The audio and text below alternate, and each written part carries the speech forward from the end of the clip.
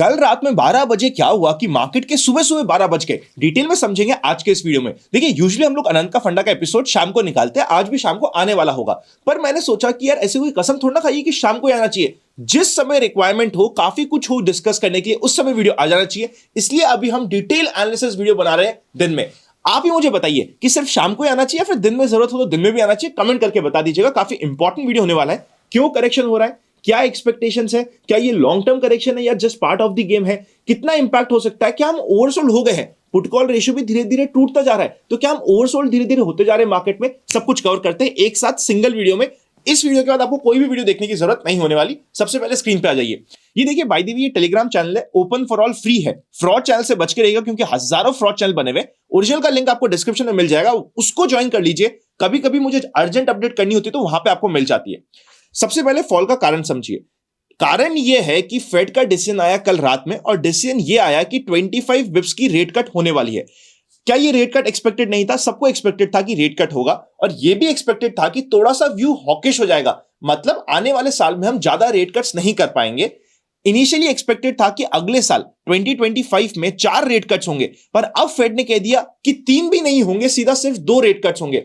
जब interest rate cuts कम होते हैं तो इन्फ्लेशन का प्रेशर दिखता है और फेड ने खुद ने इन्फ्लेशन की प्रेशर को यहां पे सबसे पहले आप ये चेकआउट कर सकते हैं, रेट कट्स को 3 से 2 पे ला दिया है कि सिर्फ 2 ही रेट कट्स होंगे और इन्फ्लेशन के प्रेशर को खुद ने एक्नॉलेज किया है कि भैया इन्फ्लेशन का प्रेशर बढ़ते जा रहा है और ये और बढ़ने की उम्मीद है। क्योंकि आप अगर ट्रम्प साहब की पॉलिसीज देखोगे ना, तो सबसे पहले ट्रम्प साहब ने कहा है कि इंपोर्ट टैरिफ्स को हम बढ़ाएंगे, मतलब जो भी सामान यूएस में आएगा उसके प्राइसेस बढ़ेंगे, जिसकी वजह से महंगाई बढ़ेगी। एंड सेकंड, रेट कट्स करने वाले हैं। देखो, यूएस में ऐसा नहीं होता कि रेट कट हो गया कि लोग अपनी सेविंग बढ़ा रहे हैं या फिर इन्वेस्टमेंट बढ़ा रहे हैं, उनका ऑलरेडी अच्छा इन्वेस्टमेंट चल रहा है। अगर वहां पे टैक्स रेट्स होते हैं तो यूएस के लोग क्या कहते हैं, बहुत बढ़िया भाई, हम और स्पेंडिंग करेंगे, और स्पेंडिंग होगी तो और प्राइसेस बढ़ेगी, और प्राइसेस बढ़ेगी तो और इन्फ्लेशन बढ़ेगा। तो जो इन्फ्लेशन का संकट है यूएस के ऊपर वो और बढ़ता जा रहा है। एनी विच वेज यूएस के ऊपर डेट का प्रेशर तो है ही सही कि भाई हर 100 दिन में वो $1 ट्रिलियन का डेट बढ़ाते जा रहे हैं। इन सभी चीजों को कंबाइन करते हुए मार्केट ने वैसे तो पॉलिसी से पहले ही फॉल करना स्टार्ट कर दिया था। आप देख सकते हो यहां पे back to back Dow Jones fall होना स्टार्ट हो गया था। मैंने कल एक टीवी इंटरव्यू किया था, वहां पे भी बताया था कि ऐसा नहीं है कि सिर्फ इंडियन मार्केट फॉल हो रहा है, सबसे मेजर तो यूएस मार्केट फॉल हो रहा है। 1973 के बाद पहली बार हुआ है कि मार्केट बैक टू बैक 10 दिन टूट गया है। एक और दिन टूटते ही यहां पे मार्केट 11 दिन टूट जाएगा और 12 दिन होते ही, मतलब 2 दिन और टूटा तो पिछले 50-60 सालों का एक नया रिकॉर्ड यहां पे बन जाएगा डाउ जोन्स में स्पेसिफिकली। पर जिस तरीके से ये फॉल हो रहा है यहां पे, अगर हम स्पेसिफिकली डाउ जोन्स को भी देखेंगे ना, तो ये ओवरसोल्ड जोन की कैटेगरी में जाता जा रहा है। हो सकता है एक आध दिन का करेक्शन और हो जाए, पर जब इतना ओवरसोल्ड हो जाता है तो यहां से क्या बाउंस बैक के चांसेस होते हैं? Answer is yes. More than that, जो यूएस फेड का डिसीजन आने वाला है, क्या किसी को पहले से नहीं पता था कि ऐसा ही कोई डिसीजन आएगा जिनने पहले से सेलिंग स्टार्ट कर दी थी यूएस मार्केट में और इंडियन मार्केट में भी? ये सवाल का जवाब तो सिर्फ मुझे आप ही दे सकते हैं।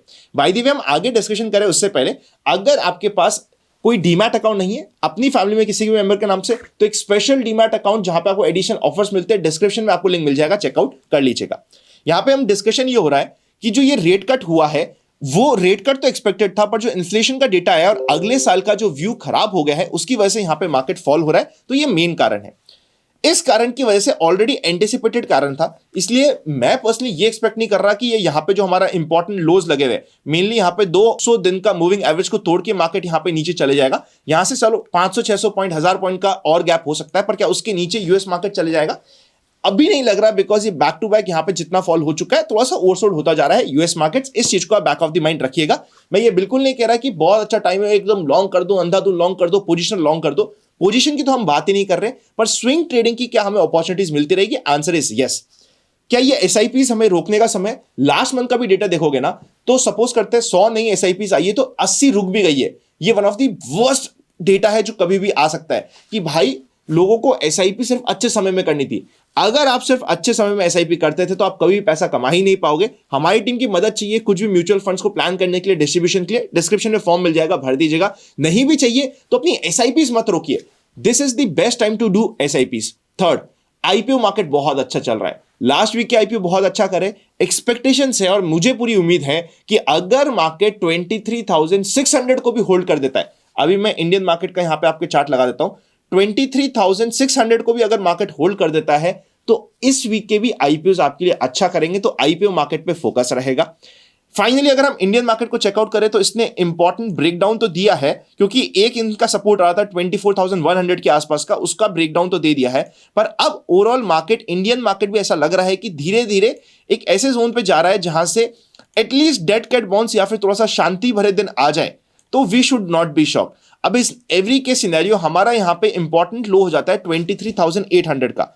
मतलब जो भी डिस्कशन कर रहे हैं 23,800 हमारे लिए एक इंपॉर्टेंट लो हो जाता है। इसके नीचे जाते हैं तो सिचुएशन और हमारी बिगड़ जाती है, खराब हो जाती है, जिसमें हमें थोड़ा सा टेंशन होती है। बट 23,800 तक का एक बार मैं अर्ली चार्ट लगा देता हूं, ये एक इंपॉर्टेंट सपोर्ट हो जाता है। और यहां पे जहां पे मार्केट है dead cat bounces, I know Fed का खराब डिसीजन आया है, ऑलरेडी मार्केट ने काफी चीजें खराब मान रखी है, मार्केट ऑलरेडी करेक्ट हो रहा है, मार्केट करेक्ट होते होते दिन भी हो गया है, हम ऑलरेडी डाउन ट्रेंड में चल रहे हैं। ऐसा नहीं कि मार्केट अप ट्रेंड चल रहा है, ये तो मार्केट डाउन ट्रेंड ही चल रहा है। उसका ये पुल बैक रैली थी जो हम एक्सपेक्ट कर रहे थे, ये पुल बैक रैली आ भी गई। अब ये मार्केट से मार्केट रिटच होने जा रहा है, तो सब कुछ मान लिया मैंने। पर एक बार ऐसा लग रहा है कि आने वाले मंडे से पहले पहले एक बार मार्केट डेड कैट बाउंस दे जाए। उस डेड कैट बाउंस को आपको सिर्फ डेड कैट बाउंस ही रखना चाहिए। मतलब अभी जब जिस तरीके का मार्केट हो गया ना, बाउंस आ गया, आपने प्ले कर लिया, नहीं प्ले कर रखा है तो भी अपनी पोजीशन काटनी पड़ेगी, क्योंकि अगर उस बाउंस के बाद का सेकंड फॉल आया तो वो इतना डीप होगा और इतना पेनफुल होगा कि आप नहीं सह पाएंगे। और अभी का मैं बाउंस बैक का मेन कारण ये भी समझ रहा हूं कि पुट कॉल रेशियो ऑलरेडी जिस समय अभी 10 बज रहे हैं, 10 बजे के आसपास पुट कॉल रेशियो 0.65 के आसपास चल रहा है। तो यहां से सपोज करते हैं 500 पॉइंट और टूटता है और पुट कॉल रेशियो 0.6 के नीचे जाता है कभी भी, तो वहां पे तो आप शॉर्ट कर ही नहीं सकते, चाहे कितनी भी खराब सिचुएशन हो रही हो। एक आधा डेड कैट बाउंस वहां पे आना इंपॉर्टेंट होता है। और वहां पे होता क्या है, अब मार्केट आपको पकड़ पकड़ के शॉर्ट करवाएगा।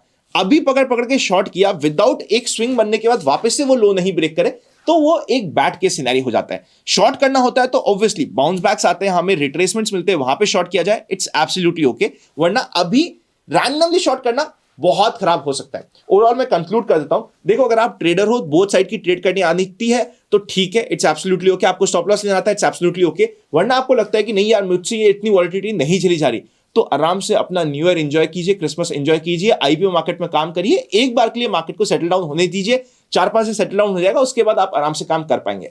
अगर आप वॉलिटिलिटी को समझते हैं तो ओवरसोल्ड जोन को ट्रैक डाउन कीजिए, पुट कॉल रेशियो पे ध्यान रखिए। आई नो न्यूज बैड है, पर जिस तरीके से मार्केट पहले रिएक्ट कर रहा था, इस बैड न्यूज की एक्सपेक्टेशंस ऑलरेडी मार्केट में हो गई थी, ऐसा प्रतीत हो रहा है, या किसी को तो पता था कुछ ना कुछ, ये प्रतीत हो रहा है। इवन डाउ जोन्स भी बैक टू बैक 10 दिन टूट चुका है, हो सकता है एक आधा दिन और टूट जाए, 11 दिन टूट जाए, 12 दिन टूट जाए। पर डाउ जोन्स में अगर बाउंस बैक आया तो इंडियन मार्केट में, वर्ल्ड मार्केट में भी बाउंस बैक आएगा। वो बाउंस बैक स्ट्रांग हो सकता है, उसके ऊपर बैक ऑफ द माइंड ध्यान रखिएगा। स्टॉक स्पेसिफिक मौके अभी भी आपके पास बने रहेंगे, इसके ऊपर ध्यान बना के रखिए। अगर आपको ये वीडियो अच्छा लगे तो लाइक करके जाइए, कमेंट कर दीजिएगा कि क्या हमें ऐसे बीच बीच में रैंडम वीडियोस भी बना देना चाहिए जब मार्केट में कुछ हो रहा हो, तो कमेंट कर दीजिएगा। अप्रिशिएट करना मत भूलिएगा। Happy learning and I will see you very soon.